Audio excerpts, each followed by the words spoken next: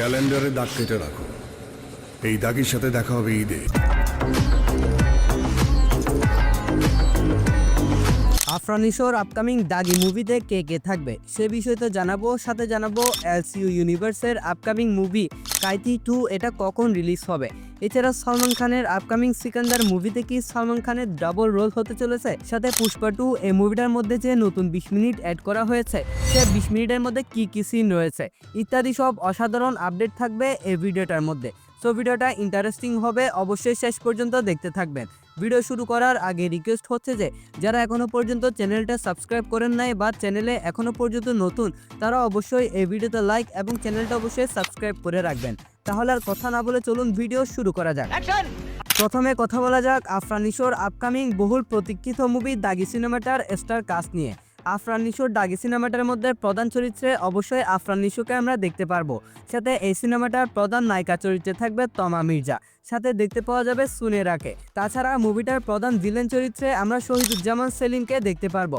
এছাড়া অনেক গুরুত্বপূর্ণ চরিত্রে দেখতে পাওয়া যাবে কাজী রাকায়েত, রাশেদ মামুন, অপু, মনুজ প্রামাণিক এবং সাথে অনেকে। মুভিটা পরিচালনা করবে গুণী নির্মাতা শিহাব শাহিন। দাগি হবে একটি অসাধারণ গল্পের সিনেমা, যে গল্পে থাকবে অ্যাকশন, ইমোশন, অসাধারণ কিছু টুইস্ট। আর মাত্র 2 মাস পর বহুল প্রতীক্ষিত এই মুভিটা রিলিজ হতে চলেছে। মুভিটা ঈদে রিলিজ করা হবে এবং এই মুভিটা ক্ল্যাশ হতে চলেছে সাকিব খানের বহুল প্রতীক্ষিত বরবাদ সিনেমাটার সাথে। ওকে, তো নেক্সট কথা বলা যাক লোকেশ কানাগরাজের পরিচালনায় এলসিইউ ইউনিভার্সের আপকামিং মুভি কাইতি 2 এই মুভিটার রিলিজ ডেট সম্পর্কে। মুভিটার প্রি প্রোডাকশনের কাজ অলরেডি শেষ করা হয়েছে। কথা ছিল এই মুভিটা এবছর রিলিজ করা হবে, কিন্তু লোকেশ কানাগরাজ বর্তমানে ব্যস্ত রয়েছে রজনীকান্তের আপকামিং কুলি মুভিটার জন্য, যার কারণে এই মুভিটার শুটিং কাজ এখনো শুরু করা হয় নাই। মুভিটার শুটিং কাজ শুরু করা হবে 25 নভেম্বর 2025 সালে, এবং 25 নভেম্বর যদি এই মুভিটার শুটিং কাজ শুরু হয় তাহলে এই মুভিটা রিলিজ করা হতে পারে 2026 সালে মার্চ কিংবা জুনের দিকে। এখনো পর্যন্ত অফিসিয়ালভাবে এই মুভির নেক্সট রিলিজ ডেট সম্পর্কে জানা যায়নি।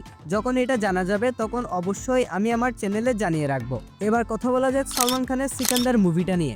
ইন্ডিয়ার মুভি রিলেটেড বড় বড় সাইটগুলো দাবি করছে যে সিকান্দার মুভিটার মধ্যে সালমান খানকে দুটো ক্যারেক্টারে দেখতে পাওয়া যাবে, অর্থাৎ সালমান খানের এখানে ডাবল রোল হবে।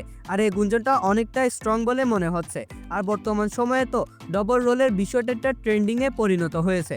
আর যদি সালমান খানকে ডাবল রোলের সিকান্দারে দেখা যায় তাহলে সালমান খানের ফ্যান্সরা এটা ট্রিট পেয়ে যাবে। আর যদি এমনটা হয় আরো একটা বড়সড় ধামাকা হওয়ার সম্ভাবনাও রয়েছে। লেটস সি, আমি তো এই বিষয়টার জন্য অনেক বেশি এক্সাইটেড। আপনি কি এক্সাইটেড সালমান খানের ডাবল রোল দেখার জন্য? অবশ্যই কমেন্ট সেকশনে জানাতে পারেন। নেক্সট কথা বলা যাক পুষ্পা 2 এই মুভিটা নিয়ে। পুষ্পা 2 মুভিটা তো অলরেডি যা ইনকাম করার তা করে নিয়েছে। প্রায় 1800 কোটি রুপি ইনকাম করে এই মুভিটা অলরেডি ইন্ডাস্ট্রি হিট হয়ে গিয়েছে। এই মুভির মেকার্সরা মুভিটার ইনকামকে বাড়িয়ে দেওয়ার জন্য এতদিন পর এসেও এই মুভিটার মধ্যে এক্সট্রা আরো 20 মিনিট অ্যাড করেছে। চলুন জেনে নেওয়া যাক সে 20 মিনিটের এক্সটেন্ডেড অংশগুলোর মধ্যে কি কি রয়েছে সে সম্পর্কে। 20 মিনিটগুলোর মধ্যে রামেশ্বরমে সার্চ অপারেশনের একটা ফুটেজ অ্যাড করা হয়েছে। এছাড়া এক্সট্রা আরেকটা সিন্ডিকেট মিটিং সিকোয়েন্স অ্যাড করা হয়েছে। সাথে জাপানের যে শুরুর ফাইট সিকোয়েন্সটা ছিল সেটা ডিটেলে অ্যাড করেছে, সাথে জাপানে একটা মিটিং সিনও রেখেছে। জলি রেড্ডির সাথে আলাদা করে একটা সিকোয়েন্স রেখেছে এই 20 মিনিটগুলোর মধ্যে। ফাহাদ ফাসিলের স্ক্রিন টাইমটা বাড়ানো হয়েছে। ক্লাইম্যাক্সের মধ্যে আরো একটা সিন রাখা হয়েছে, সেটা হচ্ছে যে পুষ্পার বাবা যে পুষ্পাকে একটা চেইন গিফট করেছিল সেটা তো তার ভাই তার কাছ থেকে কেড়ে নিয়ে গিয়েছিল, সে চেইনটা ব্যাক করার বিষয়টাও এই 20 মিনিটের মধ্যে অ্যাড করা হয়েছে। ওভারঅল সবকিছু মিলিয়ে এই মুভিটার বর্তমান রান টাইম হয়ে গিয়েছে 3 ঘন্টা 40 মিনিট। মুভিটা অলরেডি অফিসিয়ালভাবে ওটিটিতে রিলিজ করা হয়েছে।